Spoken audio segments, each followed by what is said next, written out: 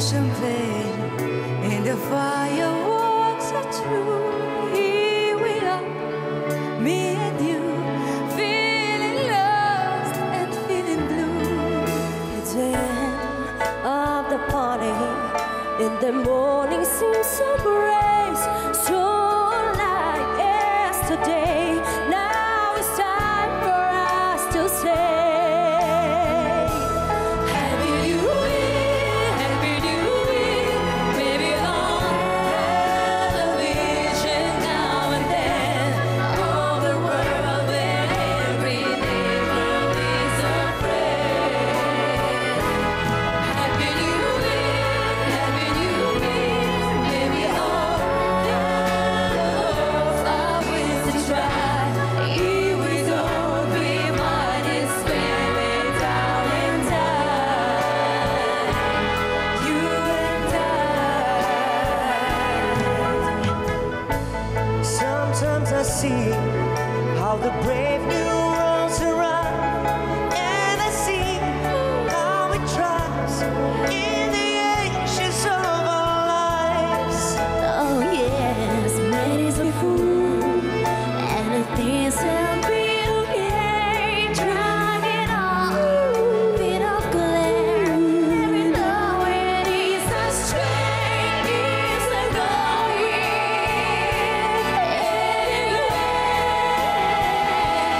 Happy New Year, Happy New Year. Maybe I'll have a vision now and then of a world where every neighbor is a friend.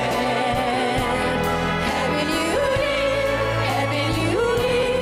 Maybe I'll have the hopes of wings to try. If we don't, we might as well lay down and die. You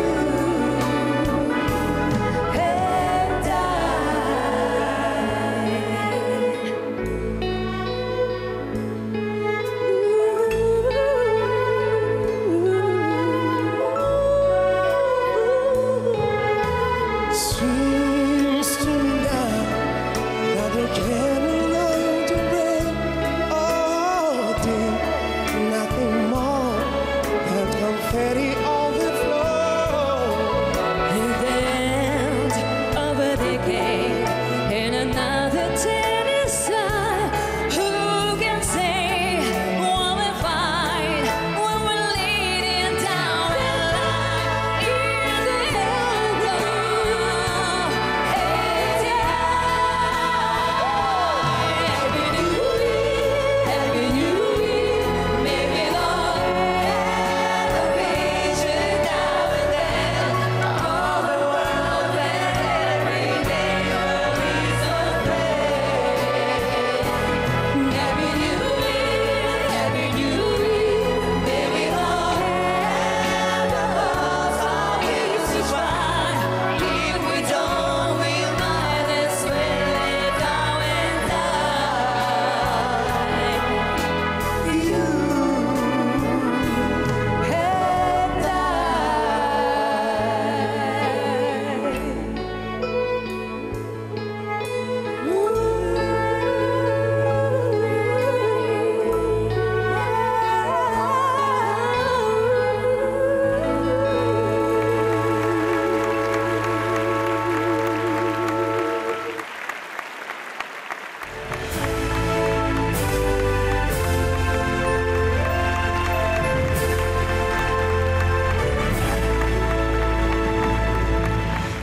Қайырлы кеш, аса мәртебелі елбасы.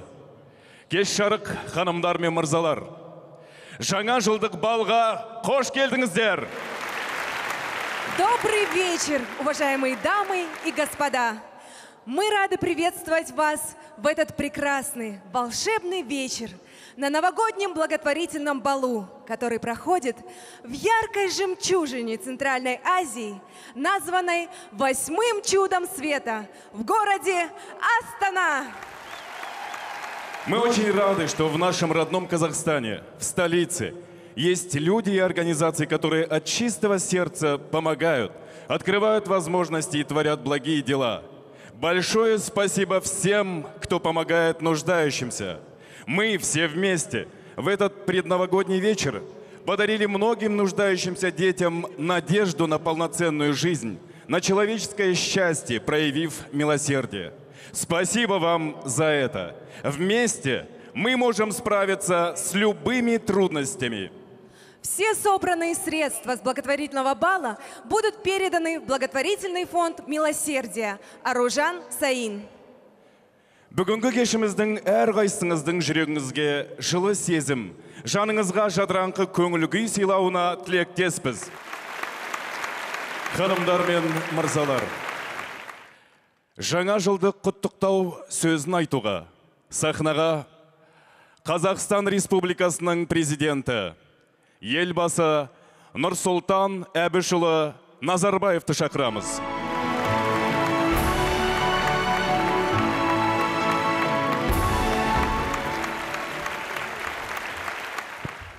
Құрметті астаналықтар, қазақстандықтар, өтіп бара жатқан жыл қой жылы жаман болған жоқ.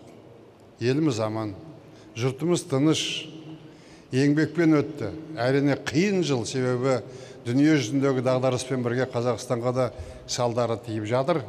Дегенмен біздің еліміздің, халқымыздың көңілі жарқын, жүзі жылы, елімізде тыныштық, болашақта істейтін жұмысымыздың барлығын білеміз. 2016 год особенный, год 25-летия нашей независимости. Под этим знаком мы будем жить с 1 января и до конца года. Весь Казахстан как один будем работать, чтобы достойно встретить этот великий праздник, потому что наш народ, наша страна никогда не жила в таких условиях независимости, в условиях, когда Казахстан признан во всем мире государством равным из равных. Вы это все знаете. Никогда казахстанцы не учились за рубежом, не ездили, никогда не отдыхали на всех курортах, которые есть, никогда не были так образованные. Мы создали другую нацию, другую страну. Что было 25 лет назад, что сейчас, посмотрите в окно на улицу, и вы все увидите. Все это сделали мы, присутствующие здесь, в том числе представители нашей столицы, акимата, маслихата, работники президентского аппарата, парламента, правительства, работники культуры, искусства, спорта, науки и все мы. Я хочу сказать огромное спасибо народу нашему, многоэтническому, многоконфессиональному, за терпение, понимание и совместную огромную работу. Спасибо. В этом году впервые совершеннолетними войдут тысячи наших молодых людей. Весь наш труд посвящается им. Долголетие нашего государства именно служит этому. Мы отметили 20-летие Конституции страны, 20-летие Ассамблеи народа Казахстана. Мы отметили нашу историю, 550-летие казахстанского ханства. Казахстан вступил в Всемирную торговую организацию. Мы заключили равноправный договор с Европейским Союзом. Я посетил и встретился с 69 руководителями государств. Это все послужило на благо нашей страны. Везде все закрыто, к нам идут инвестиции, нам доверяют, нам верят. Значит, мы правильно с вами живем и ведем правильную политику. Дорогие друзья, пусть исполнятся все ваши мечты, пусть будет благополучие в нашей стране, мир и согласие каждому дому, каждому из вас. Пусть будут здоровы наши родственники, пусть будут здоровы наши дети, и чтобы мы в следующем году, 2017 год, когда будем проводить Экспо 2017, встретили такими же радостями. Жүздеріміз жарқын болсын, бақытты болайық. Еліміз аман, жұртымыз тыныш болсын. Жаңа жылмен, с Новым годом!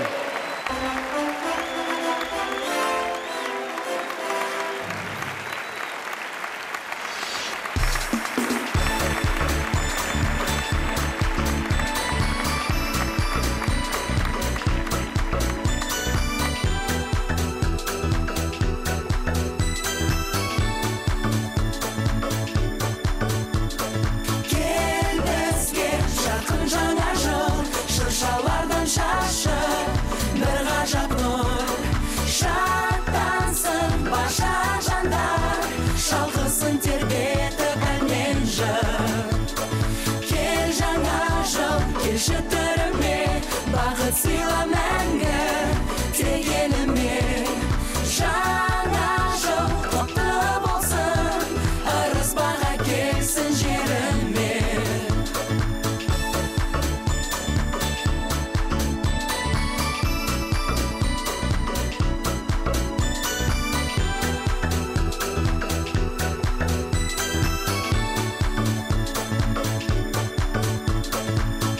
Ал достар, ән салып, бұл жаңа жылда әнменен қарсы алып. Жаңа жылда бірге ән шырқайық, бар дүние қарасын тамсанып. Құтты болсын жаңа жыл, бақыт шырағы шаршап боп жанған бұл. Жаным достар, бақытқа балқып, биле-биле шалқып, жаңа жыл, жаңа бақыт. Кел бізге жарқын жаңа жыл, шыршалардың шашы бір ғажап нұр. Шаттансын барша жандар, шалқысын тербетіп ән мен жыр. Кел жаңа жыл, кешіртірме, бақыт сыйла мәңгі тек еліме. Жаңа жыл құтты болсын, ырыс-баға келсін жеріме.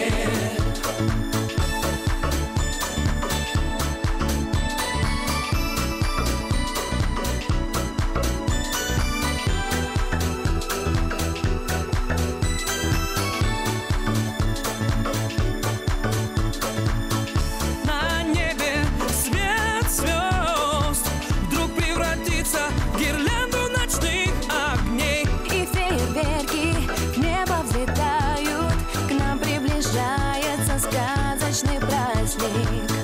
Новый год, он в ритме самых лучших дней. Мы будем там, где нет ненастья. Мне хорошо, и мы снова с тобой. Ты обними меня на этой встрече друзей. Мы желаем любви в Новый год, знаю, счастье придет и нам повезет. Я здесь среди круга друзей, сегодня мы вместе, мы вместе. Мы желаем любви в Новый год, знаю, счастье придет и нам повезет. Я здесь среди круга друзей, сегодня мы вместе, мы вместе.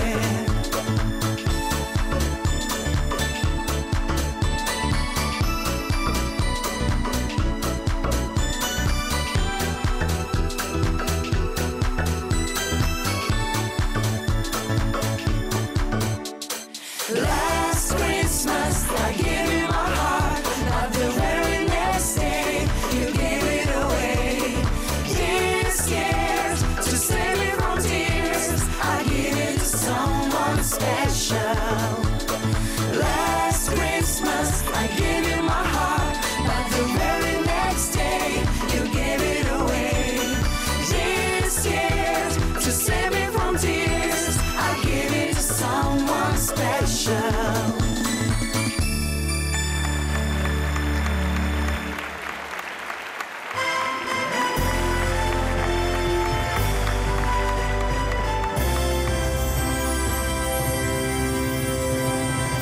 Добрый вечер, достопочтенные господа и жгучие красавицы. Добро пожаловать в чарующий мир Востока.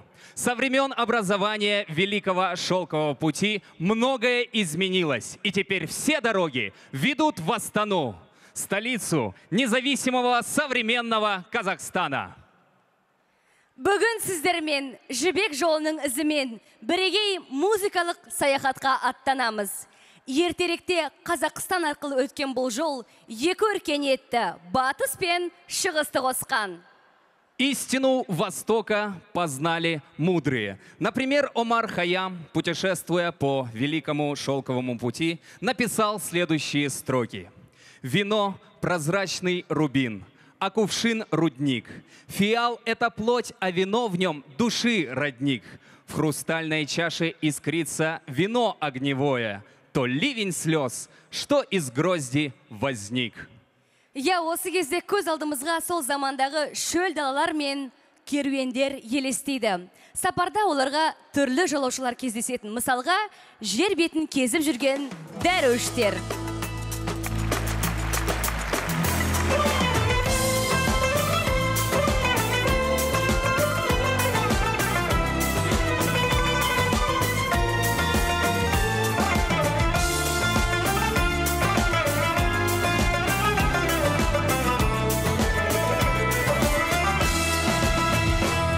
Когда в наш дом приходит гость, мы рады без хошал. Так на востоке повелось, он самым близким стал. Мы распахнули настежь дверь, ты будешь дорогим теперь тебе. Эрмет всегда поверь. За стол усадим и нальем прекрасного вина. В беседе время проведем, как старые друзья. Решим проблемы, не беда, отложим на потом дела. Ведь жизнь, ай, güzel dünya. Салам алейкум, салам алейкум. В наш дом уютный приходи с добром. И стань родным нам, близким человеком. И станет пусть твоим теперь наш дом. Накроем в доме дастархан, килим достлак к столу. Так просто заходите к нам повод ни к чему. Когда вокруг полно гостей, когда так много новостей, мы станем ближе и родней. Друзья, соседи пудала торопятся, спешат. Уже давно начать пора, веселый наш мяч. Звенят бокалы, пир горой, с открытым сердцем и душой. Пусть праздник будет, будет той. Салам алейкум, салам алейкум. В наш дом уютный приходи с добром. И стань родным нам, близким человеком. И станет пусть твоим теперь наш дом. И стань родным нам, близким человеком. И станет пусть твоим теперь наш дом.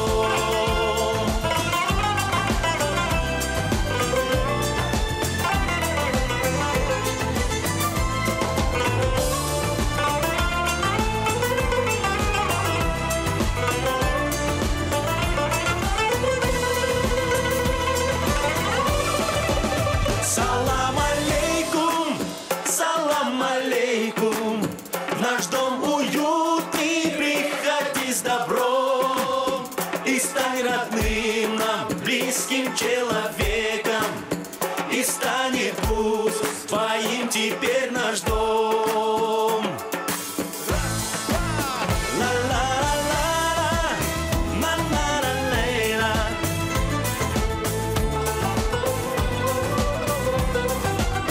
И стань родным нам, близким человеком. И станет пусть твоим теперь наш дом. И стань родным нам, близким человеком. И станет пусть твоим теперь наш дом.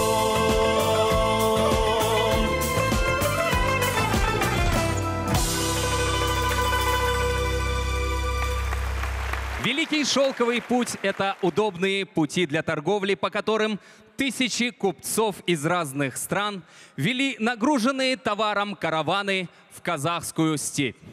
Кстати, вот мне интересно, как они тогда добирались? Ведь в то время не было ни дорог, ни GPS-навигаторов, ни гаишников. Хотя нет, гаишники, по-моему, были уже тогда. Около Чимкента где-то там. Да, вот менің ойымша олар жұлдыздардың жолмен жүрген. Және бұл жұлдыздар бүгін осы сахнада пайда болады.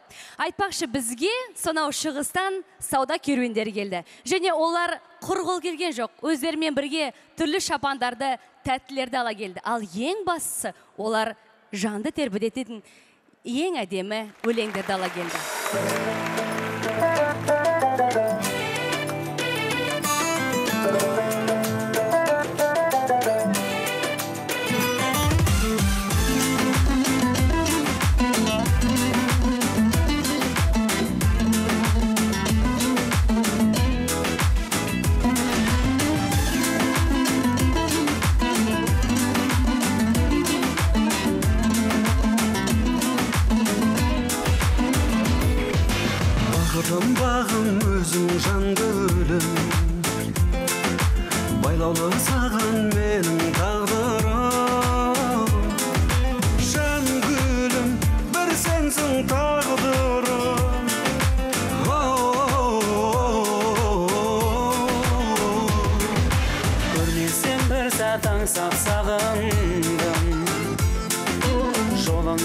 тозып шаршап сабылдым.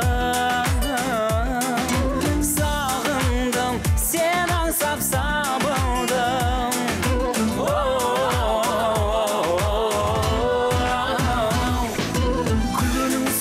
Күлгенің сенің әдемі, жадырап жаздай жүргенің сенің әдемі. Жарығың сенің, жанарың бақыт әлемі. Әдемім менің, әдемім менің, әдемім.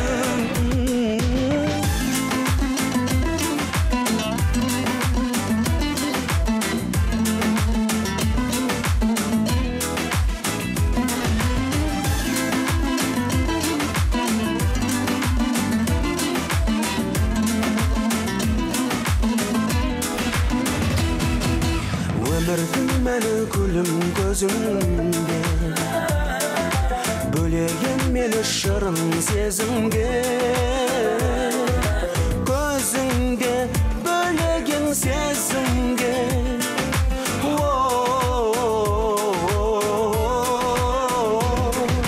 Мұңайсаң маған күлу мүмкін бе? Көңілдің әні сыңғыр күлкіңде.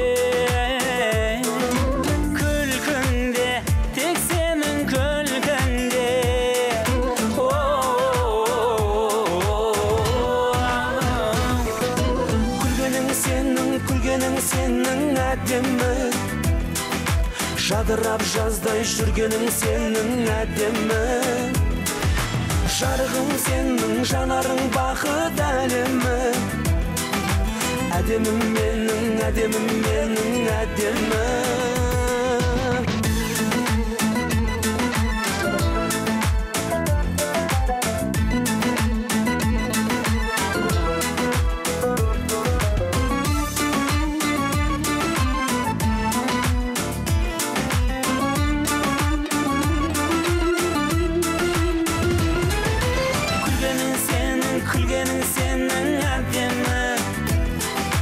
Жадырап жаздай жүргенің сенің әдемі.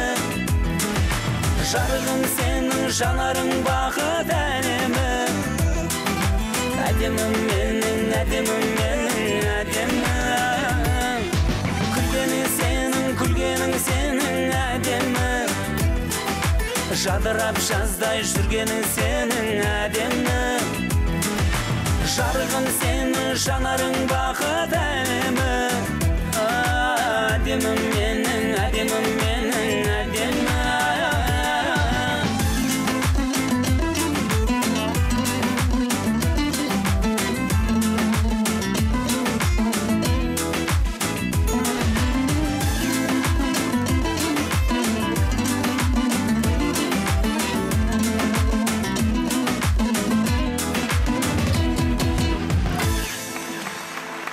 Ой, господин, какая восточная притча твоя самая любимая? Моя самая любимая восточная притча. Моя самая любимая притча – это такая короткая, чтобы челочка была немного вот так приподнята и набок. Ну, под полубокс, в общем, чтобы виски такие косые, а не прямые. Понятно, опять шутишь? Ну, конечно же. Восток ведь это дело тонкое. И какой же Восток без юмора? И как всему миру известны и любимы наши восточные юмористы, такие как Ходжа Насреддин или Алдар Косе, к примеру. Я, онда шығыстың әзілінен сусындайық.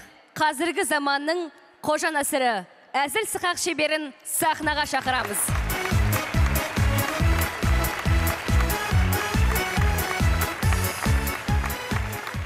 Ассалаумағалейкум, кеш жарық, құрметті ханымдар мен мырзалар. Кеш жарық достар, жаңа жылдарыңызбен.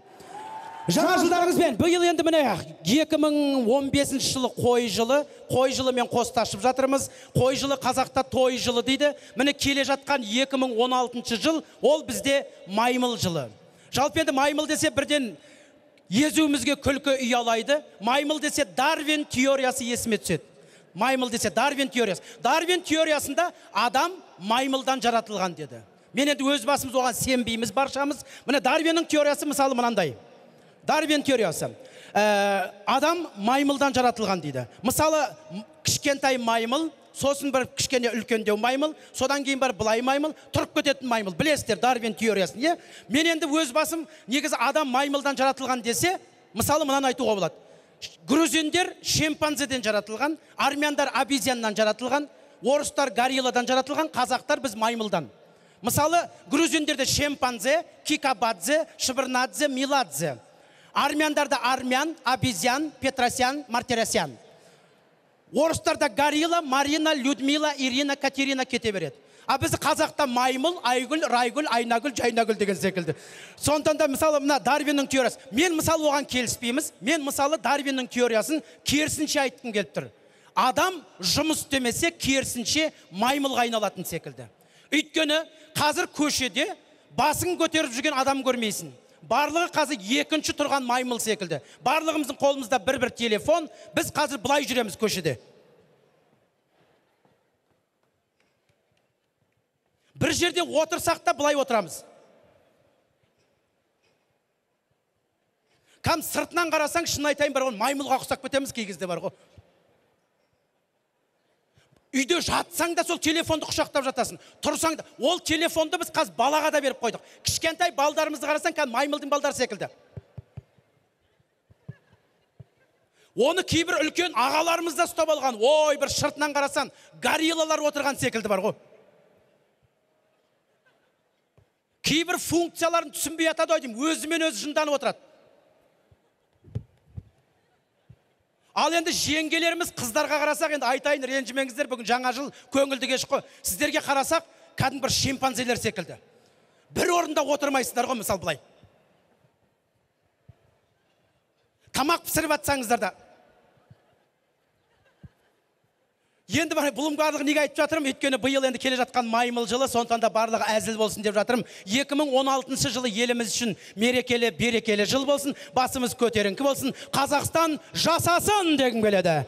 Ал енді бүгінгі осы жаңа жылдық кешімізді одан әрі жалғастыратын еліміздің мақтанышы, елімізді әлемге танытып жүрген Астана опера театрының солисткасы Майра Мұхамедқызы және еліміздің болашақ опера жұлдыздарымен қарсы алыңыздар.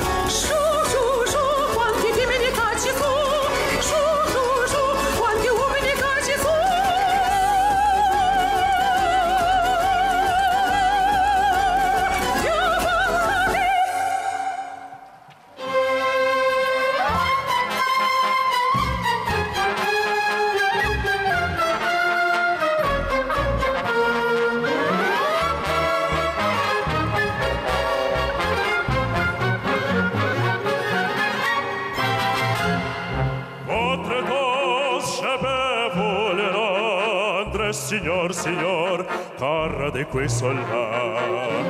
Qui le correlo, e me son se pour plaisir som de campagne. Le cirque plaît ce jour de fête, le cirque plaît d'Iotomba. Les spectateurs perdent la lettre, les spectateurs s'interpellent à Franco. Apostrophe, grisette page, possège, squeeze à la fureur. Fire, c'est la fête du courage, c'est la fête des gens du cœur. Allons, alterne,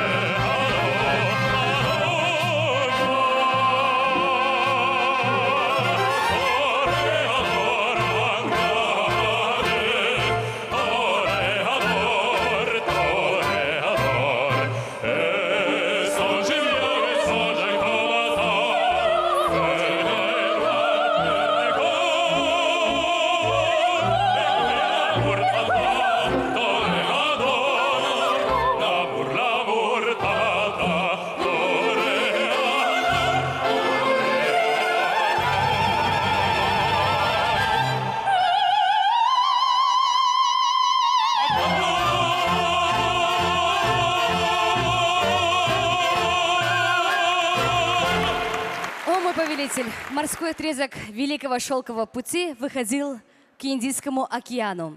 А что ты знаешь об этой стране?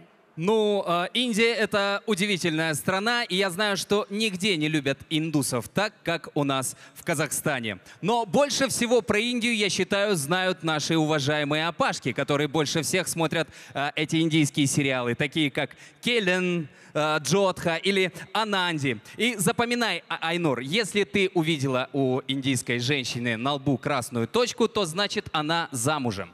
А если запятая? А если запятая, то она разведена. А если троеточие? А если троеточие, то значит она в активном поиске. И вообще в Индии, да, при любой непонятной ситуации нужно петь и танцевать.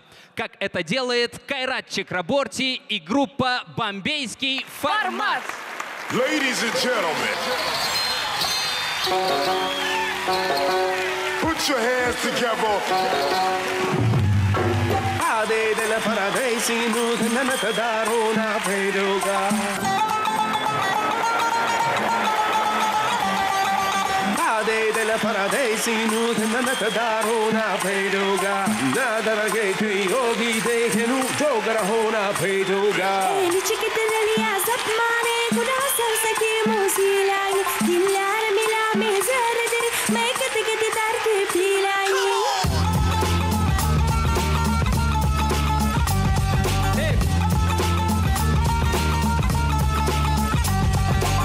Ade della paradisi nudanata daruna peduga. Nadarage tu yogi dekhenu jogarahona peduga.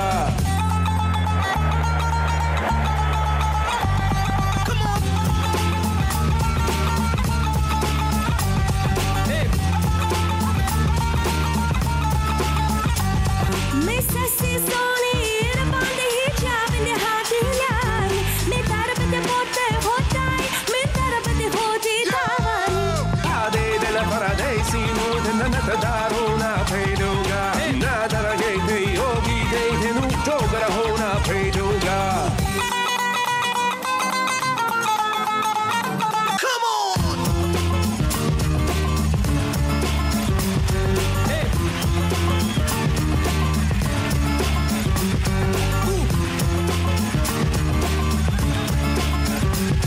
Hey! Ade della paradisi nudanata daruna peduga. Ade della paradisi nudanata daruna peduga. Nadarage yogi dekhenu jogarahona peduga. Come on! Hey!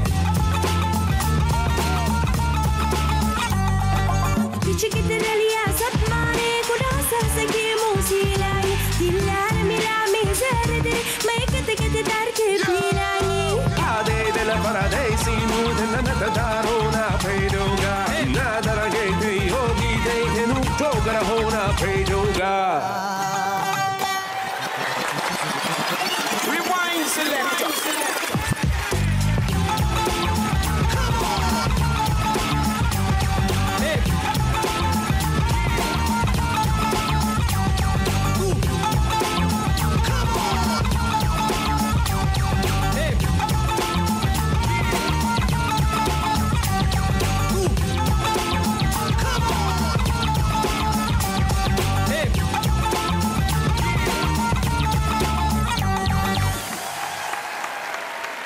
В далекие времена город невероятной красоты за несколько лет мог появиться только в восточной сказке и только по волшебству. И это чудо произошло благодаря историческим, титаническим усилиям нашего лидера нации, первого президента Республики Казахстан Нурсултана Назарбаева. Ғасырлар бойы халқымыздың жүрегінде ұялаған таңғажайып арман орындалды. Тарихы кемел, бүгінгісі табысты, болашағы жарқын, мәңгілік ел атандық. На великом шелковом пути засияла новая звезда, жемчужина Востока. Астана! Теперь все дороги ведут в Астану!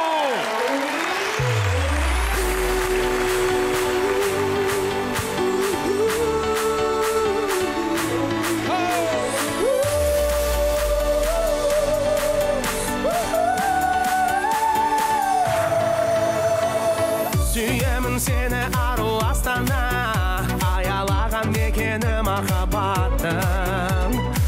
Жұлдыздай жарқыраған жас қала, өзіңнен өмірлік бақыт таптым. Оңтүстік пенен батыста, солтүстік пенен шығыста,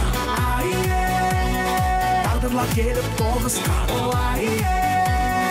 тіл табысқан. Жарқырап мәңгі жайна, жайна Астана, көк туыңды желбіретіп басқала. Бұлбұлы сайра, сайра, жасыл бағында, нұрлы таңында.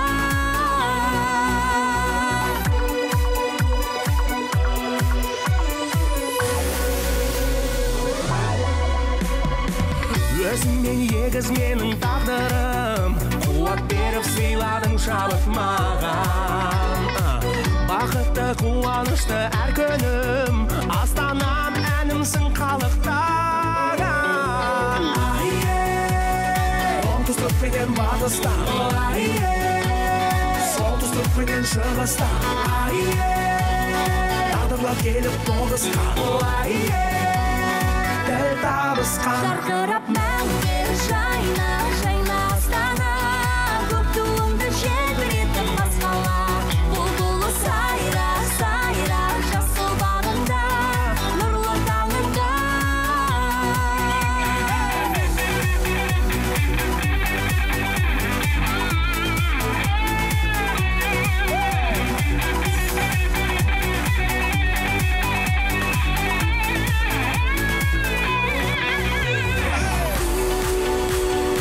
Оңтүстік пенен батыста,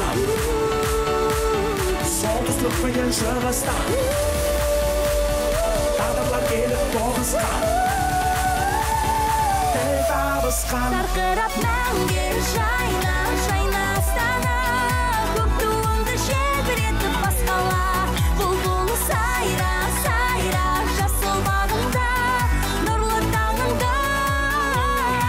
Жарқырап мәңгі жайна, жайна Астана, көк туыңды желбіретіп басқала. Бұлбұлы сайра, сайра, жасыл бағында, нұрлы таңында.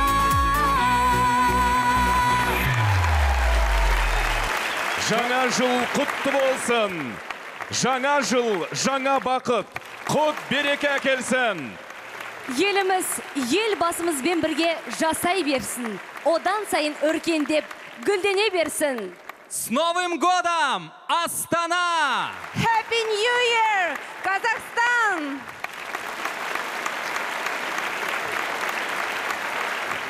О, моя красавица, отгадай загадку. Если ты ее отгадаешь, то я исполню твое самое сокровенное желание. А в какую страну вел Великий Шелковый путь из Казахстана? Мне достоверно известно, мой господин, что путь с казахских степей шел в Самарканд и Бухару. Ты права. Я исполню любые 3 твоих желания. Выбирай все, что хочешь. Ламборгини Диабло, соболиную шубу или, если пожелаешь, ужин с Кайратом Нуртасом. Нет, я хочу на Новый год особый подарок.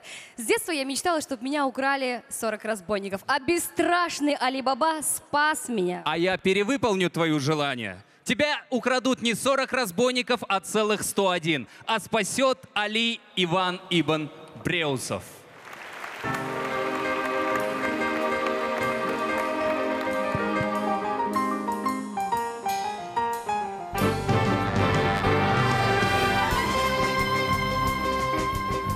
Я встретил девушку полумесяцем бровь, на щечке родинка, а в глазах любовь.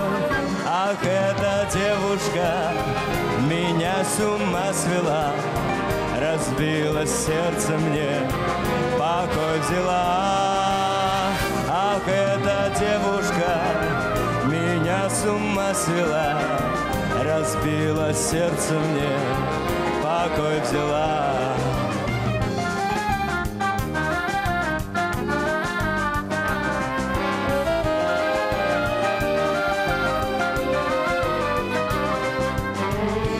Потерял ее, вместе с нею любовь. На щечке родинка, а в глазах любовь. Ах, эта родинка меня с ума свела, разбила сердце мне, покой взяла. Ах, эта девушка меня с ума свела, разбила сердце мне, покой взяла.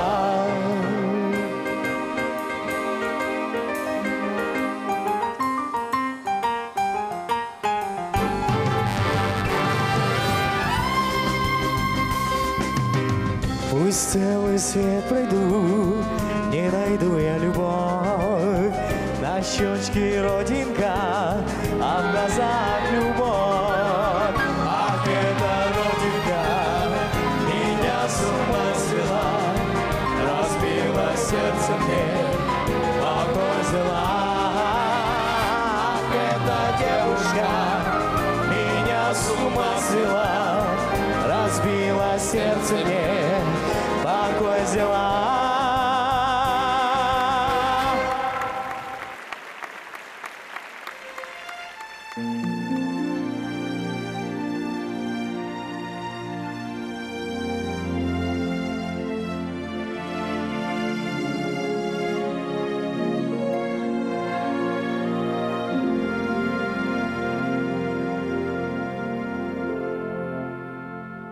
I pray you'll be alright and watch us where we go and help us to be wise in times when we don't know. Let this be our prayer. When we lose our way,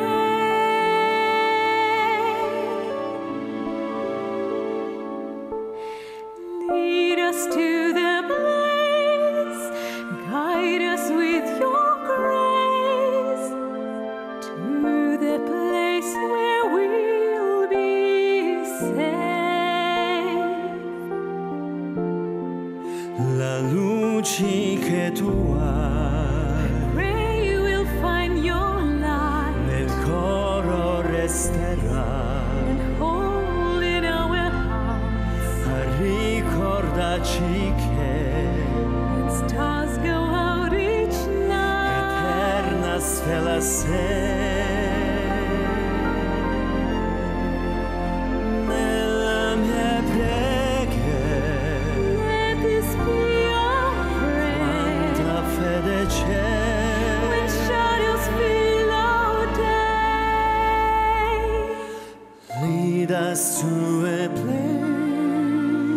Guide us with your grace. Give us faith so we'll be saved. Sogniamo un mondo senza più violenza, un mondo di giustizia e di speranza. Ognuno darà la mano alzata vicino, simbolo di pace, di fraternità. La forza che ci dà è il desiderio che un pugno troviamo intorno dentro sé. Let this be our prayer, just like every child.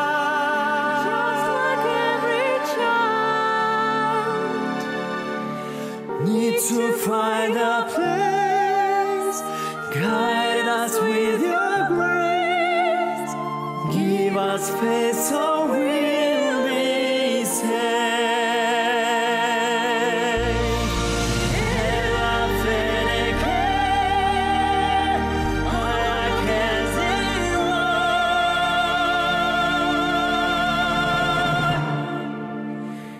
sento che ci salverà.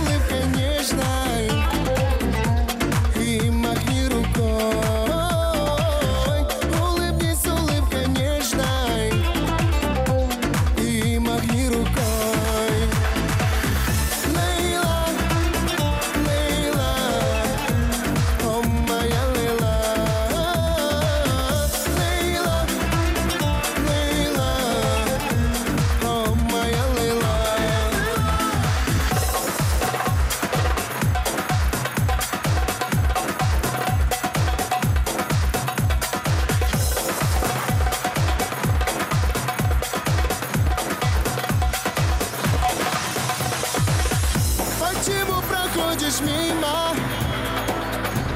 взгляд свой отвела.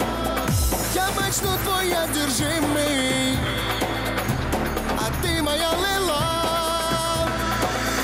От бровей и глаз прекрасный я схожу с ума. Ты как роза майским утром, о моя лила. Лейла, Лейла, о моя лила. Лейла, Лейла, о моя лила.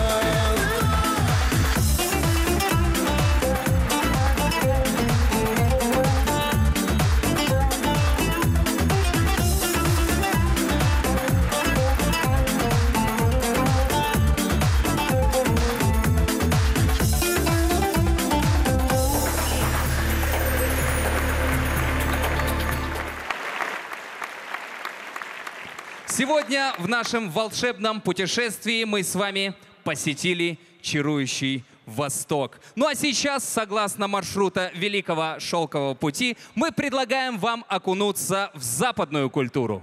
Білесің бе, Дауд, біз үшін шығыс пен батыс мәдениетінің араласуы жаңашылдық емес. Мысалы, біздің Астананың шығысында батыстың әсем архитектурасына паш еткен Париж, Милан, Англия кварталдары орналасқан. В общем, ханымдар мен мырзалар, welcome to the West. Сахнада қазақстандық Фрэнк Синатра, Оралхан Алтынбеков. Ooh, yeah, yeah.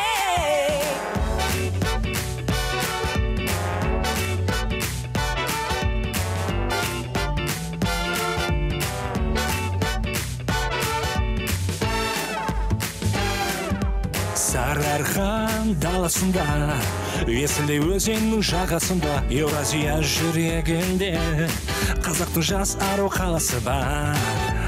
Арманнан туған қала, Азия төрінде тұрған дара, ару қала жырға айналған, Астана көрді думан қала. Сұлу қала көркем қыздары қандай, жігіттері оттай серімен салда шаттанайық. Жайлары жас қала, жасы мәңгі, мәңгі, мәңгі, мәңгі, мәңгі Астана. Ей Астана, гүл Астана, нұр Астана, жайна жас қала, жасы мәңгі, мәңгі, мәңгі, мәңгі, мәңгі Астана.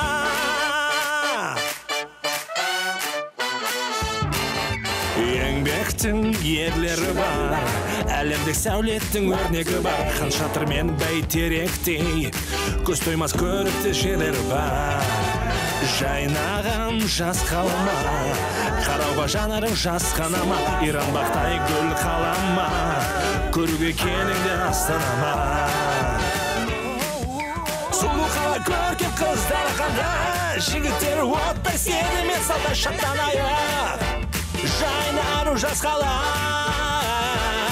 жасы мәңгі, мәңгі, мәңгі, мәңгі, мәңгі Астана.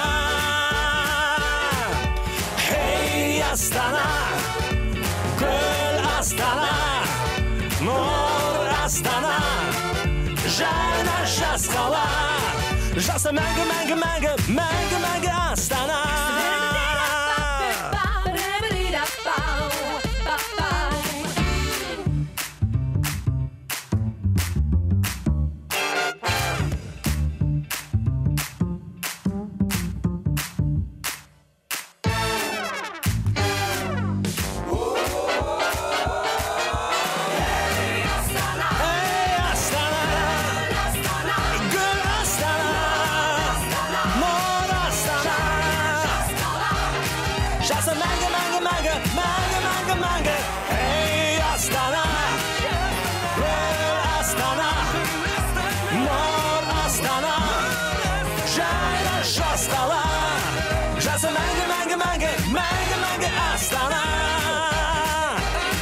Жасы мәңгі, мәңгі, мәңгі, мәңгі, мәңгі Астана.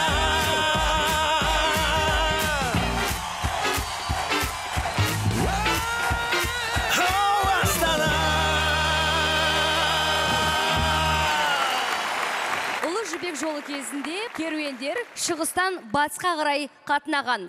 Ал олар кері қалай қайтқан?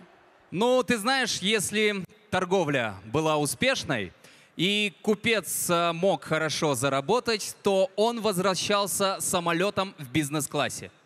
А если товары распродавались не полностью? Ну, если товары распродавались не полностью, тогда купец оставался там и искал себе новую работу. Потому что безвизовый режим все-таки штука классная. Полное отсутствие границ и таможенного контроля, самое главное. Ал біз сахнаға келесі орындаушыларды шақырамыз. Олар музыка әлемінде ешқандай шекаралар қоймайды. Алмаз Кишкенбаев және Индиго тобы. Алмаз и Индиго? Они что?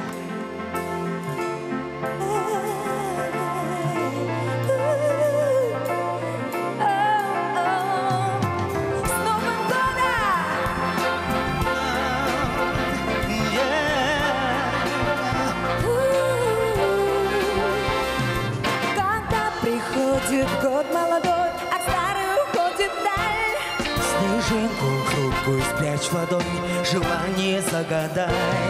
Смотри с надеждой в ночную синь, не крепко ладонь сжимай. И все, о чем мечтал спросить, загадывай и желай. И Новый год, что вот-вот настанет, исполнит миг мечту твою. Если снежинка не растает, В твоей ладони не растает. пока часы 12 бьют, пока часы 12 бьют.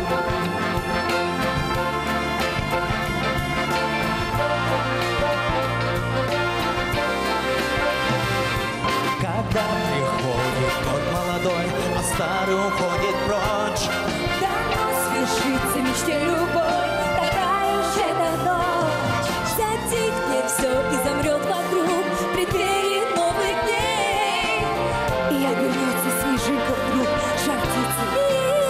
И Новый год, что вот-вот настанет, исполнит миг мечту твою. Если снежинка не растает, В твоей ладони не растает. пока часы 12 бьют, пока часы 12 бьют.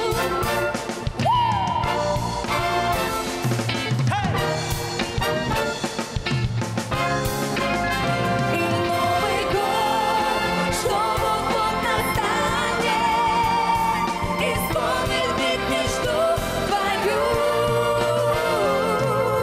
Если снежинка не растает, В твоей ладони не растает. пока часы 12 бьют, пока часы 12 бьют.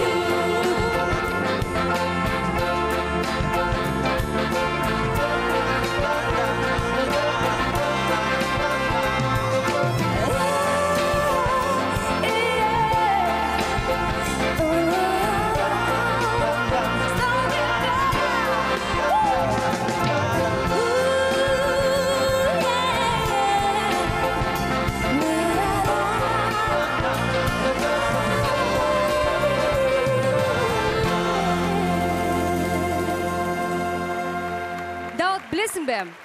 Ұлы жібек жолының арқасында батыс пен шығыс мәдениеті араласты. Блем, Арине. Да, вот, например, я знаю, есть такая итальянская традиция. На Новый год из окон выбрасывать старую мебель. В некоторых странах это называется так. Свежие поставки мебели из Италии.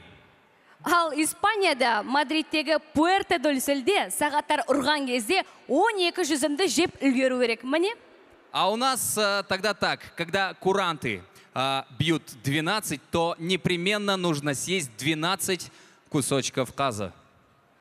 Сосын бізде француздармен көп нәрсе сәйкес келетін сияқты. Олар да біз сияқты жылқының етін жақсы көреді. Және олардың есімдері біздікі сияқты. Мысалы, Арман, Жанна, Жанат. Действительно, ты права, с французами у нас много чего общего. И они, и мы любим петь. На сцене Марина Бисеханова. Встречайте.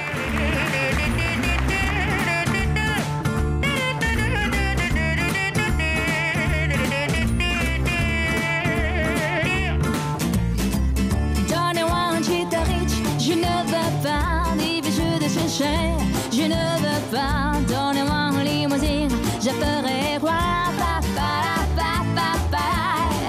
Offre-moi du personnel, je ferai quoi? Amener à Neuchâtel, ce n'est pas pour moi. Offre-moi la tour Eiffel, je ferai quoi?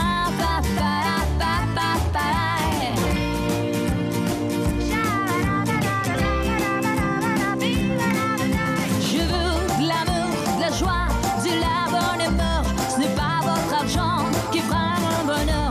Mais je veux crever la main sur le cœur. Allons ensemble découvrir ma liberté. Oubliez donc tous vos clichés. Bienvenue dans ma réalité.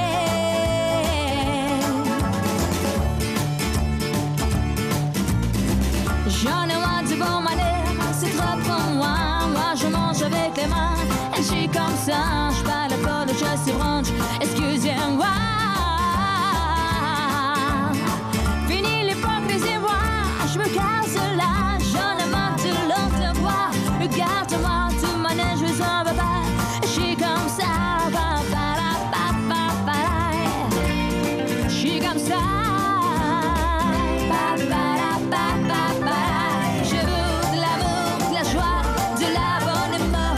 Ce n'est pas votre argent qui fera mon bonheur. Mais je veux crever la main sur le cœur.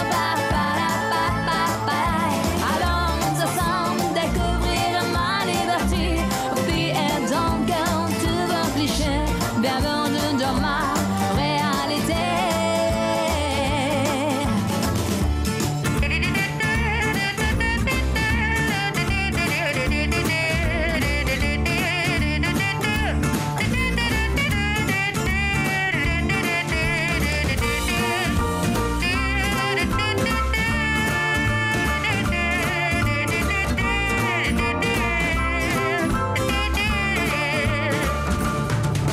Je veux de l'amour, de la joie, de la bonne humeur. Ce n'est pas votre argent qui fera mon bonheur. Mais je veux crever la main sur le cœur. Allons ensemble découvrir ma liberté.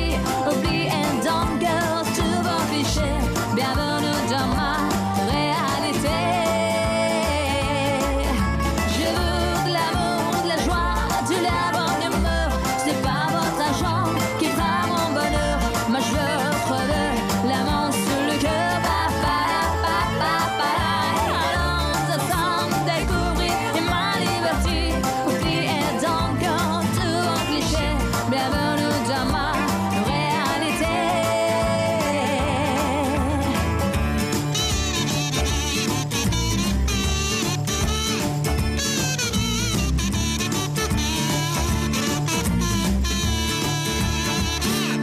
Айнура, а ты знаешь, что все в этом мире придумано благодаря Астане? В смысле? Ну, в прямом смысле. Все в этом мире придумано благодаря Астане. Вот посуди сама. Снегоуборочные машины, которые убирают снег по всему миру, они придуманы благодаря Астане. Отопительные батареи, которые обогревают нас, придуманы благодаря Астане. Меховые шубы тоже придуманы благодаря Астане. И даже вот кальсоны, бискиген кальсон еще, вот придуманы благодаря Астане. Да, вот я устала слушать твой бред. Если ты устала слушать мой бред, ну тогда послушай наших следующих артистов. На сцене Адлет Дженес, Адам и Ренат Мальцагов.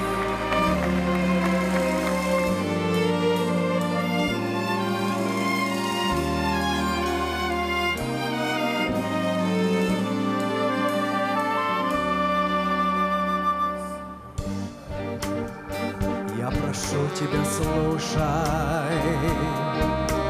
Слушай, над морями суши. Слушай, и над летом и стушей ты услышишь слова мои, объяснение в любви. Я люблю, и не спит шар земной, и весь мир повторяет со мной. Я люблю, и в любом краю слышишь ты, я люблю, я люблю.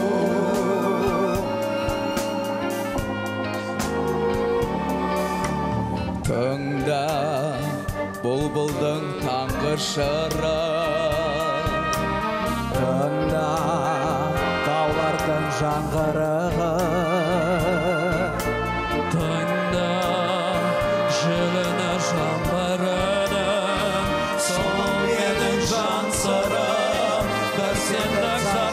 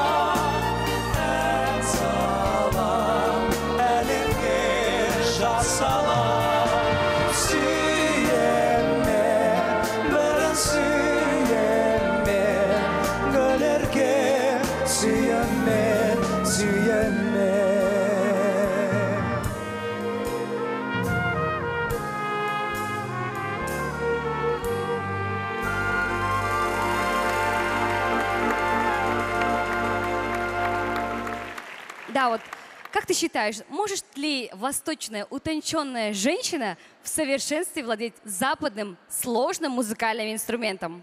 Ну, конечно же, может, Айнур, но при одном условии. Если она, эта женщина, утонченная, как скрипка, а нервы у нее мощные, как струны контрабаса. Сахнада Серкебаевтар әулетінің өкілі, атақты скрипка шебері Жамиля Серкебаева.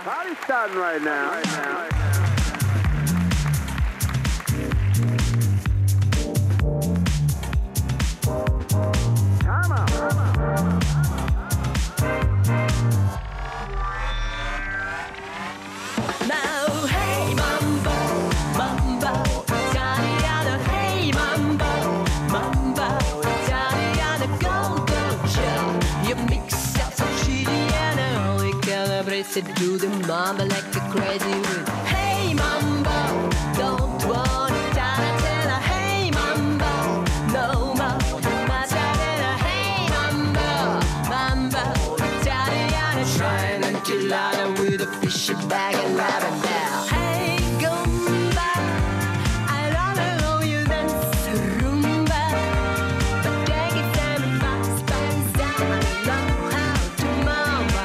If you're gonna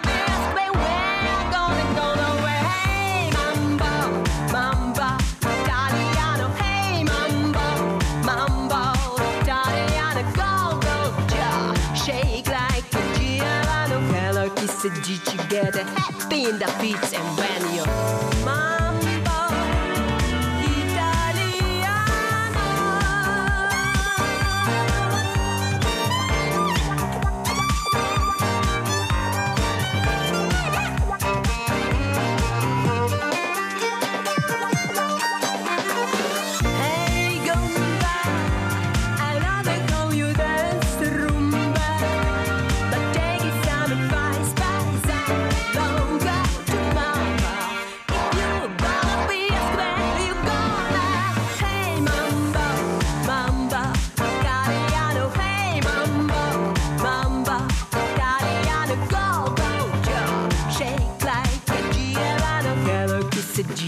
together, happy in the pizza window.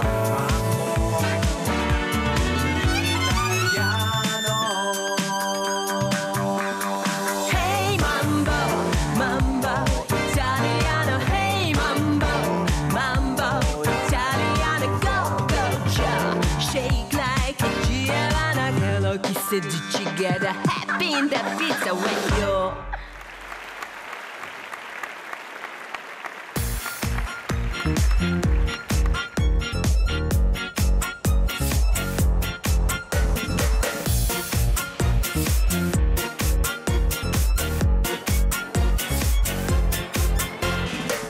Жаяу жүре білсең, өмір сүре білсең, қадамды алшақ басып ойың самғасын.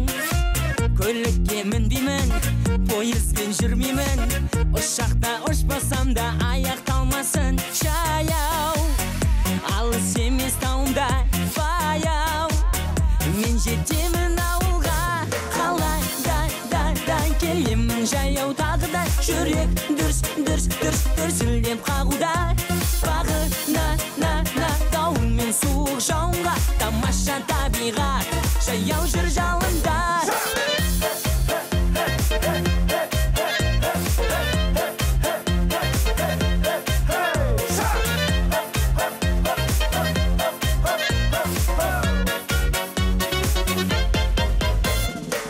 Бақытқа мас күйде мінбеймін таксиге, пайдалы денсаулыққа жаяу кетемін. Көшенің жетегін ойланып өтемін, асықпай арманымды қуып жетемін. Жаяу, алыс емес тауымда баяу, мен жетемін ауылға, қалай да келемін. Жаяу тағы да жүрек дүрсілдеп қағуда. Бағына дауыл мен суық жауынға, тамаша табиғат, жаяу жүр жалында.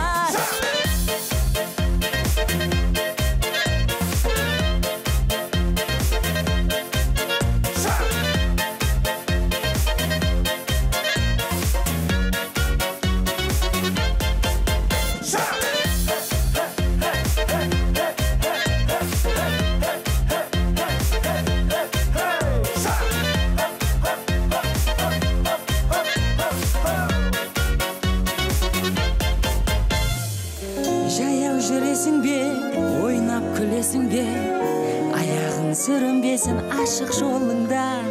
Сабылып етесің, жаяу-ақ жетесің, жүздерің күлімдесін, бәрі қолыңда. Қалай да келемін, жаяу тағы да жүрек дүрсілдеп қағуда. Бағына дауыл мен суық жауынға, тамаша табиғат, жаяу жүр жалында.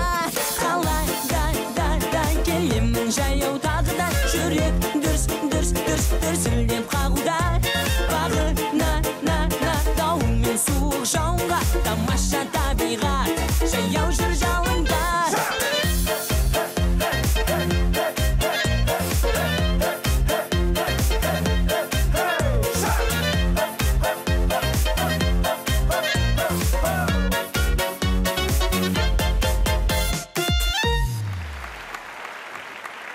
Уважаемые зрители, уходящий 2015 год был знаковым для казахстанского КВН. Сборная команда КВН города Астаны «Спарта» стала обладателем большого светлого кивина на международном музыкальном фестивале «Голосящий кивин-2015». И в первый же год вышли в финал высшей лиги КВН. Ваши аплодисменты! Ханымдар мен мырзалар, елордамыздың ең көңілді КВН командасы «Спарта».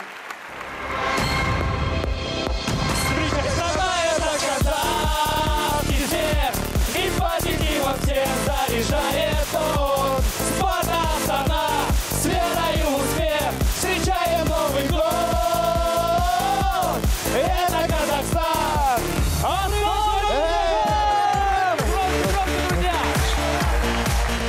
Құрметті достар, барлықтарыңызды келе жатқан жаңа жыл мерекесімен шын жүректен құттықтаймыз.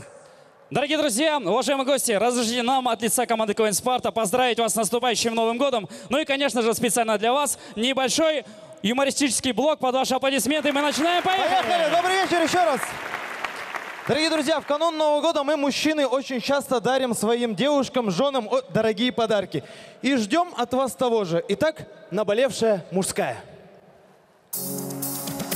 На Новый год своей жене бриллианты купил, а я свою на праздниках в Италию свозил. Новый дорогой телефон подарил, а я, как Якубович, автомобиль. А когда жена ответный делает ход, происходит все у нас наоборот. Спросите, какой подарок я получил? Не часы, не галстук, даже не сувенир. И что она в итоге вообще подарила-то? Подарила сердце на долгую память и придачу то, что уже ожидал. После пятой кружки со знаком тельца я решил сказать стоп, стоп, стоп. Любимая, и вообще я Скорпион.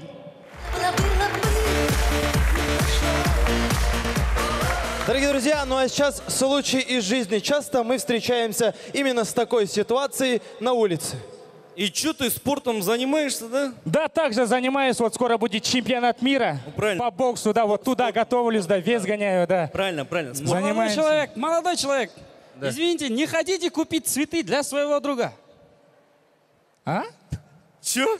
Купите цветы своему другу. Как? Купите цветы своему другу, сделайте ему приятно. Ты хочешь, чтоб я у тебя купил цветы для своего друга? Ну да, он же твой друг, правильно?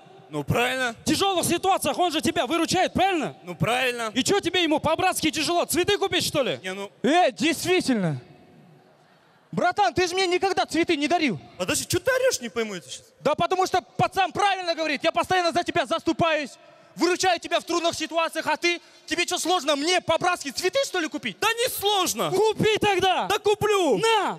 На. Сколько? 5000. На. Красавчик, братуха. Спасибо. Поздравляю. Спасибо. Че, брат, может, в ресторан тогда? Не перебарщивай. Ну, ладно.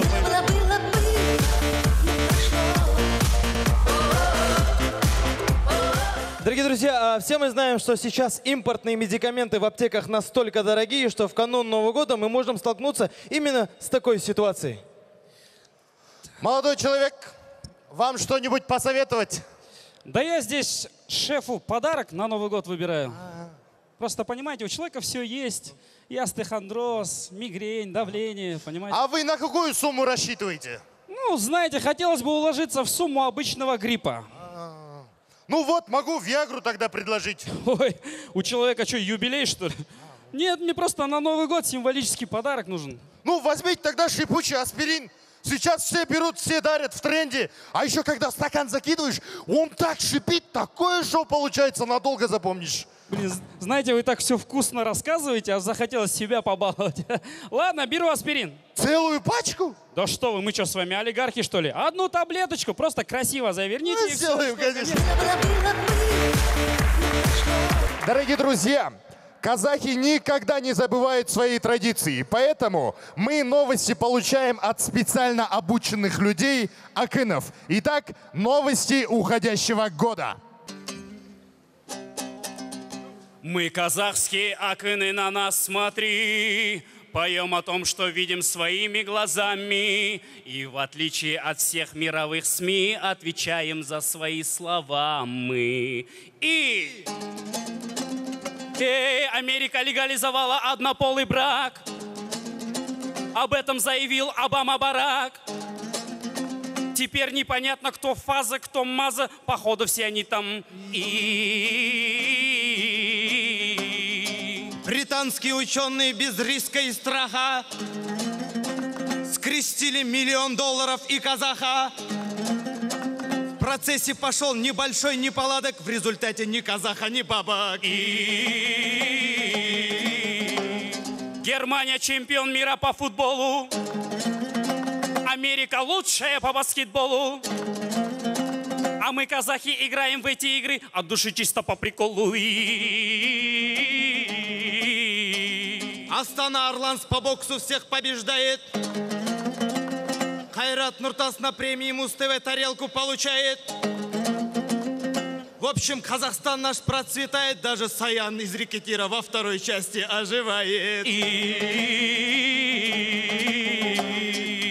Спасибо, с Новым годом, добрый вечер! Дорогие друзья, что хотел бы сказать в конце. Любовь к тому иному городу обусловлена эмоциями, которые в нем пришлось пережить. Астана, спасибо за прекрасные эмоции. Команда всех с наступающим, друзья! С Новым годом!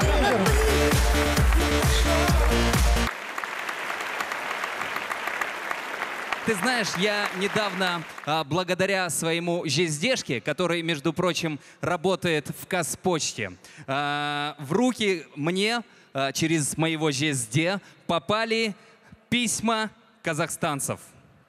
Я, өте керемет екен, онда оқымаймыз ба, Дауд? Арине Охих. Итак, первое письмо. Дорогой Аяз Ата, Dear Santa Claus, Дедушка Мороз, ну у нас же все-таки трехязычие, просим тебя очень сильно-сильно. Хотим выступить на новогоднем балу Акима. Подпись Игорь Благодарный и Альбина Оганесян. Ну что ж, сегодня сбываются все мечты.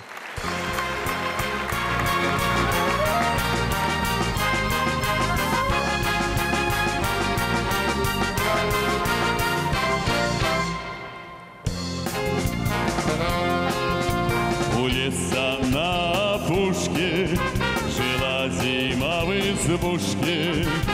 Она снежки солила березовой кадушке. Она сучила пряжу, она ткала холсты, ковала ледяные, да над реками мосты. Потолок ледяной, дверь скрипучая, за шершавой стеной тьма колючая.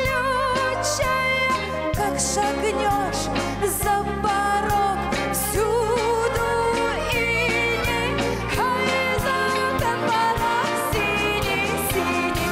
Потолок ледяной, дверь скрипучая, за шершавой стеной тьма колючая. Как шагнешь за порог, всюду иней, а из окон порог синий-синий. Счастье вдруг в тишине постучалось в дверь. Неужели ты ко мне? Верю и не верю.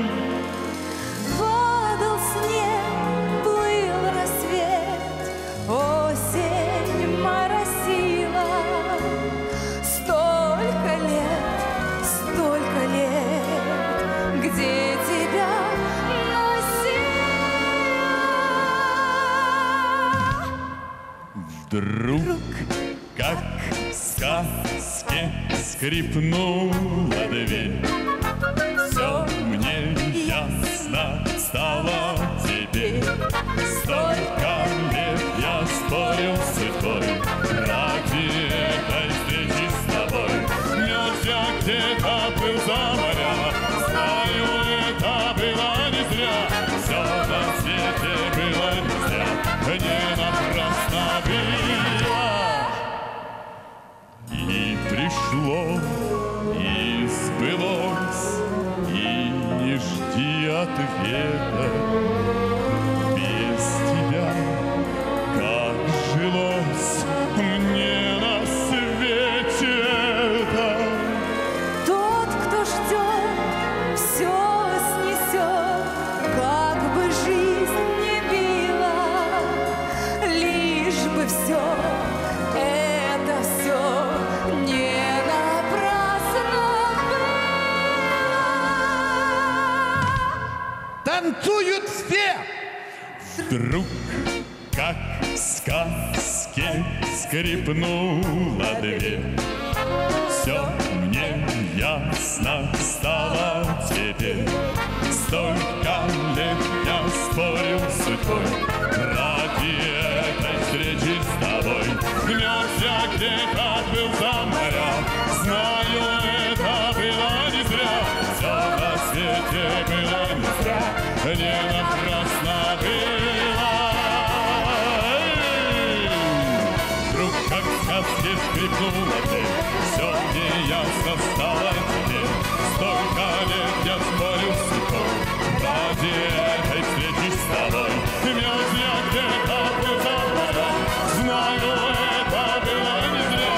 Все на свете было не зря, не напрасно было.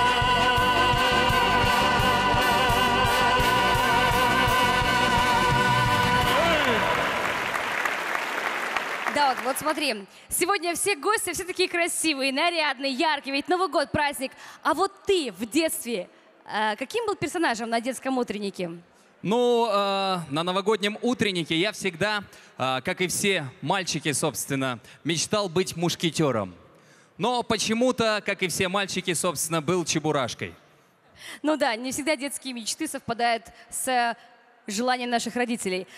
Но я думаю, у следующего нашего артиста не было проблем с выбором профессии. Он был рожден для большой сцены. Харсалайк сахнада Али Окапов.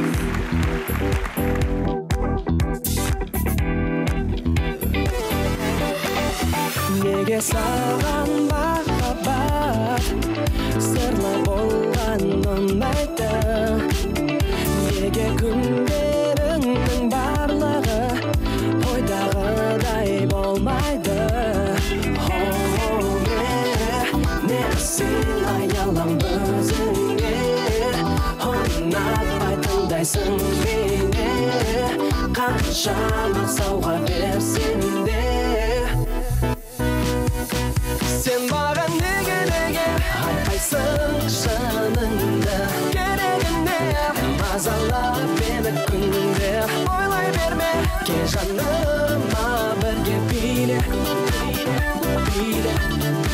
Сен маған неге айтпайсың шыныңды. Керегіне мазалап мені күнде, ойлай берме кел жаныма бірге биле. Неге сені табиғат тебіренде алмайды. Неге сені сауда сарайы соншалықты баурайды. Сені сонша еркен еткен, ойын ойнауды жүрекпен. Байқаусыз өзім үйреткен, өзім үйреткен. Бірге биле, менімен биле.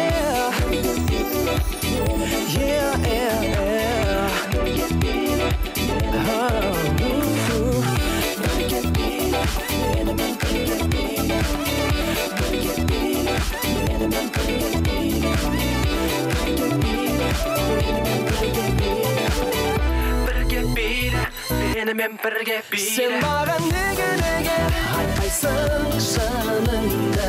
Керегіне мазалап мені күнде, ойлай берме кел жаныма бірге биле. Сен маған неге айтпайсың шыныңды. Керегіне мазалап мені күнде, ойлай берме кел жаныма бірге биле.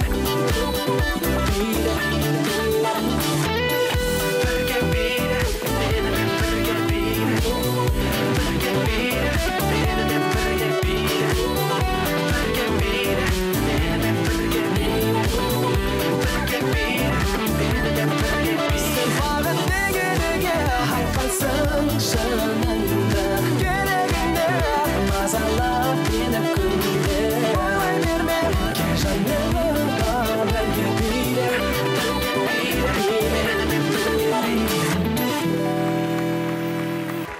господа, наше путешествие с востока на запад продолжает Карина Каренина.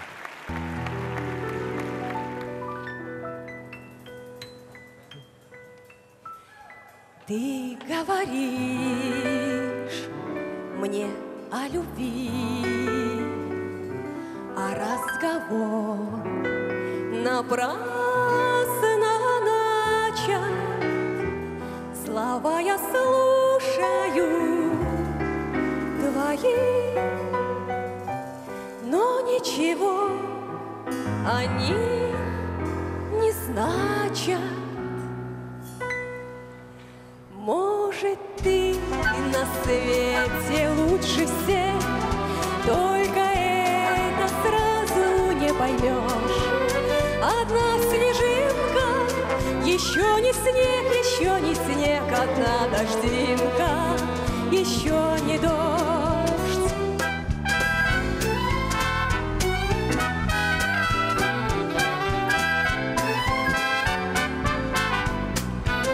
Одна снежинка, еще не снег, еще не снег, одна дождинка, еще не дождь. Когда-нибудь, но не теперь, придет любовь, чтоб стать судьбою. Придет, как ливень, как и метель, все заслонив вокруг собою. Может, ты на свете лучше всех, только это сразу не поймешь. Одна снежинка, еще не снег, еще не снег, одна дождинка, еще не дождь.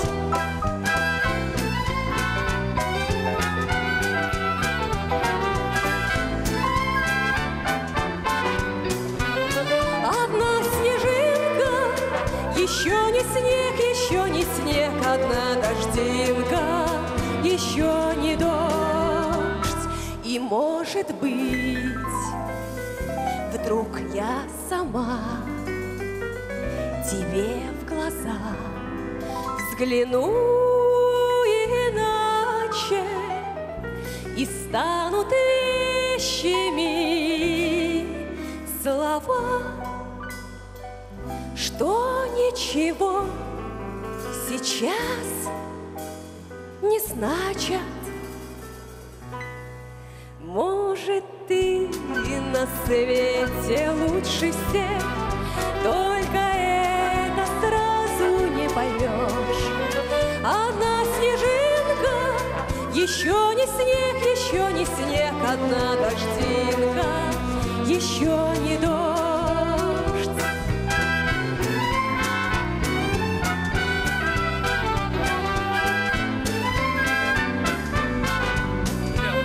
Одна снежинка, еще не снег, еще не снег, одна дождинка, еще не дождь. Друзья, скоро часы пробьют 12, и мы будем поднимать бокалы с шампанским. Айнура, скажи, пожалуйста, а где бы ты хотела отметить новый 2016 год? Ну, я бы хотела отметить Новый год в городе с двойным названием. С двойным названием? Да. С двойным названием. Прям. Например, Лас-Вегас, О. Монте-Карло, Монте-Карло. Баден-Баден. Баден-Баден. Ты знаешь, я тебе предлагаю Кызылорду. Недорого, дешево, и люди, знаешь, какие душевные, а? Рахмет, Дауд. Негізі жаңа жылды қай жерде қарсы алатын маңызды емес. Ең бастысы, жаныңда жақын адамдарың болса болғаны. Тіпті дос пен Олеся Новых сияқты қиыр шығыста, қиыр солтүстікте қарсы алсаң да.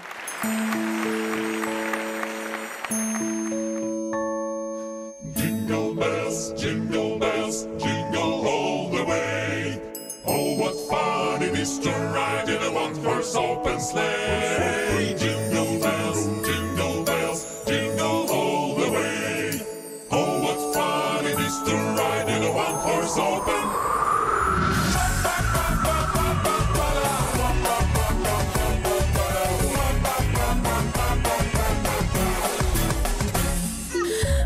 тебя в тундру, везу к седым снегам. Белой шкурою медвежий брошу их твоим ногам. По хрустящему морозу поспешим на край земли, и среди сугробов дымных затеряемся вдали. Мы поедем, мы помчимся на оленях утром ранним, и отчаянно ворвемся прямо в снежную зарю. Ты узнаешь, что напрасно называют север крайним. Ты увидишь, он бескрайний, я тебе его дарю. Увезу тебя я в тундру, и тогда поймешь ты вдруг, почему к себе так манит, так зовет полярный круг. Ничего, что здесь метели, не беда, что холода. Если ты полюбишь север, не разлюбишь никогда. Мы поедем, мы помчимся на оленях утром ранним, и отчаянно ворвемся прямо в снежную зарю. Ты узнаешь, что напрасно называют север крайним. Ты увидишь, он бескрайний, я тебе его дарю.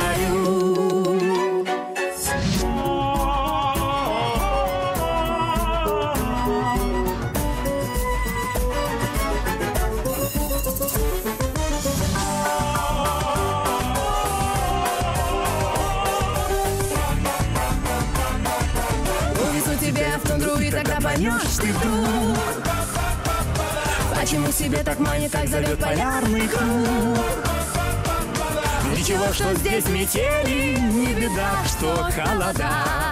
Если ты полюбишь север, не разлюбишь никогда. Мы поедем, мы помчимся на оленях утром ранним, и отчаянно ворвемся прямо в снежную зарю. Ты узнаешь, что напрасно называют север крайним. Ты увидишь, он бескрайний, я тебе его дарю. Я тебе его дарю. Я тебе его дарю. Да, вот, все нормально? Ты почему такой запыханный? Запыханный и замерз еще. Представляешь, на улице столько снега выпало, машину замело. 4-й раз откапываю, и все равно не моя. Пусть идет снег, ведь без него нет новогоднего настроения, правда ведь? А на сцене Сангина Шарипова «Let it snow».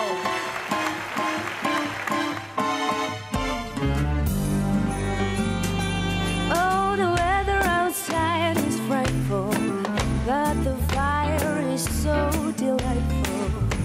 And since we've no place to go, let it snow, let it snow, let it snow. It doesn't show signs of stopping, and I've got some corn forgotten. The lights are turned way down low. Let it snow, let it snow, let it snow. Then we finally kiss goodnight. How I hate going out in the storm. But if you really hold me tight, all the way home I'll be warm. Oh, the fire is slowly dying, and my dear, we say goodbye. But as long as you love me so, let it snow, let it snow, let it snow.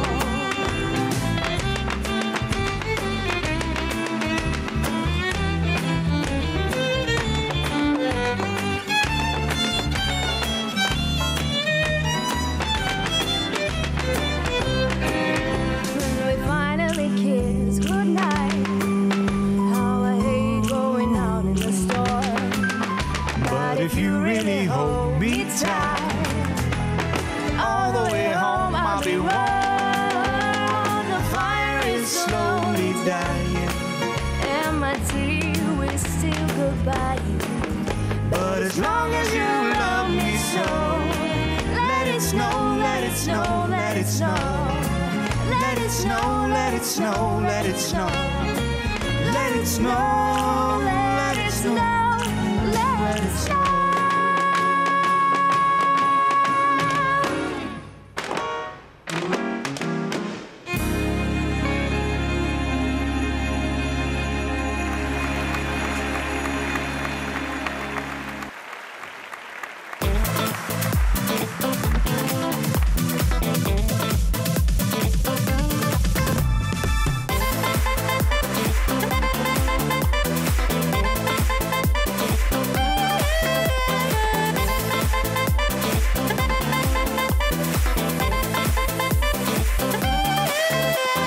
Асығып келемін вокзалға міне жете алмай қалдым әттең менімен бір сұлу бойжеткен күле шүкірі бұл да жеткен ентігіп бірге біз екеуміз танысып табысқанбыз әйтеуір ауылға бір жетерміз вокзалда қауышқан қыз жүрдек пойыз кетті саған қолым жетті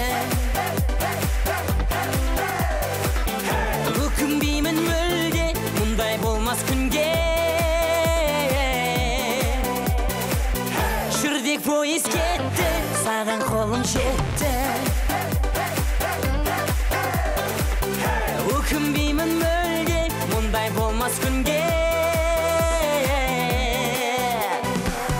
байқалмай уақытым сырғи бердің ау қасымда сұлу барда сүйсініп сені сүйгім келді шіркін құшақта жылу барда махаббат тербесе біз екеуміз тербедік темір жолды асықпай елге біз бір жетерміз сермедік бірге қолды жүрдек пойыз кетті саған қолым жетті өкінбеймін мүлде мұндай болмас күнге жүрдек пойыз кетті саған қолым жетті өкінбеймін мүлде мұндай болмас күнге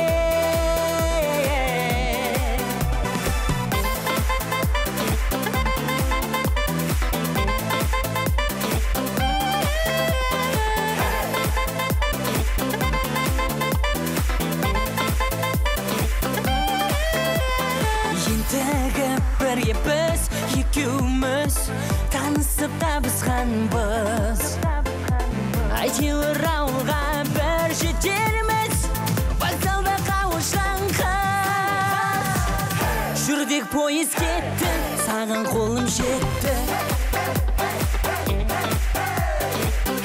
өкінбеймін мүлде мұндай болмас күнде жүрдек пойыз кетті саған қолым жетті өкінбеймін мүлде мұндай болмас күнге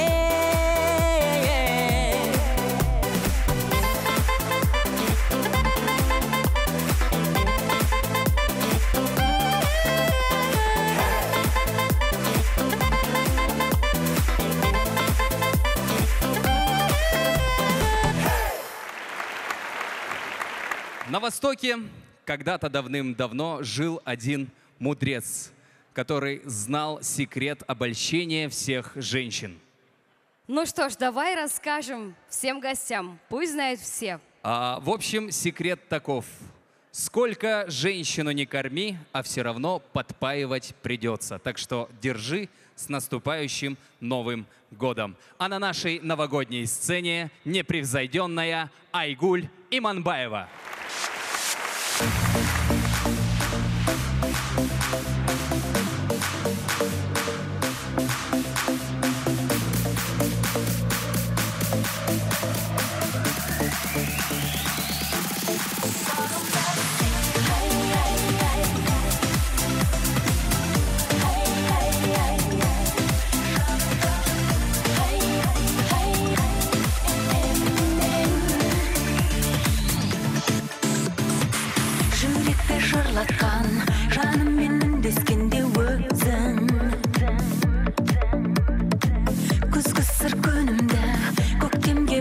оятқанда сен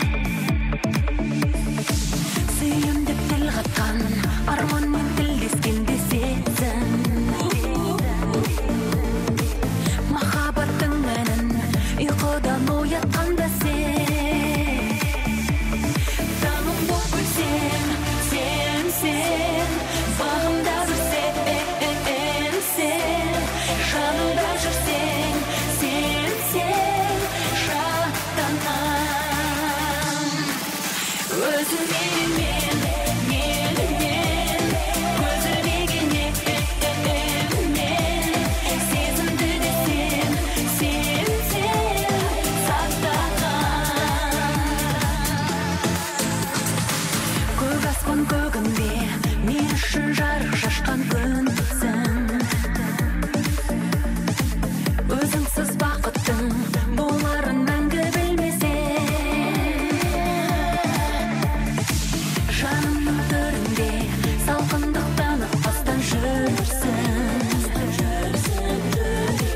жүрегіме менің сыйлайсың бір күлкінде сен таңым боп күлсең сен бағымда жүрсең сен жанымда жүрсең сен шаттанам өзіңменен менімен көзілмеген еммен сезімді де сен сақтаған болып күлсең бағымда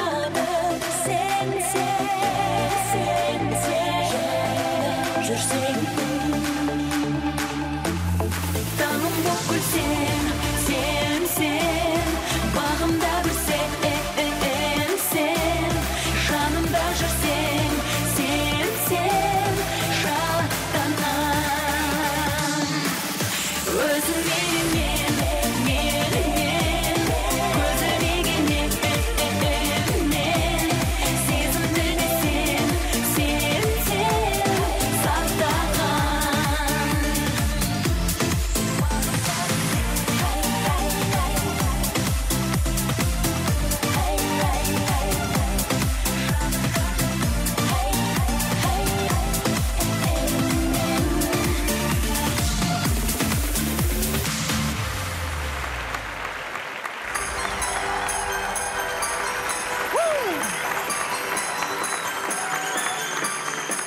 көңілдірек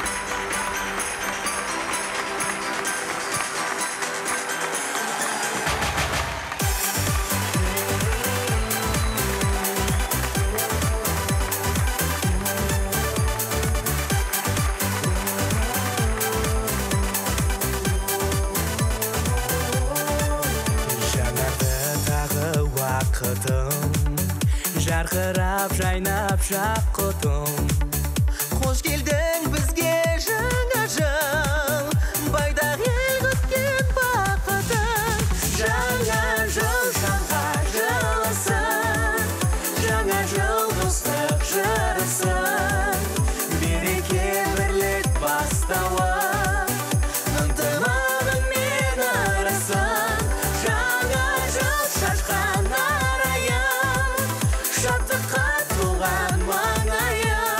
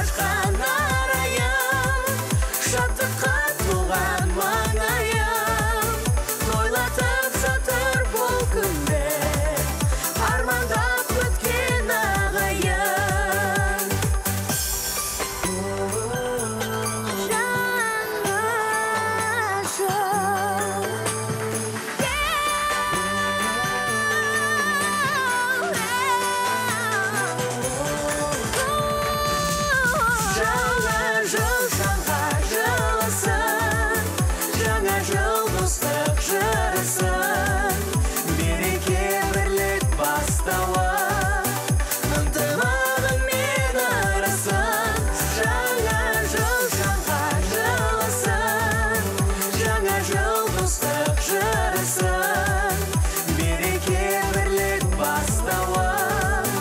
Ынтымағың мен арысын, жаңа жыл шашқан арайым, шаттыққа толған маңайым. Тойлатып жатыр бұл күнді, армандап күткен ағайын. Құрметті қазақстандықтар, отандастар, сіздерді жаңа 2016 жылмен құттықтаймыз! Жаңа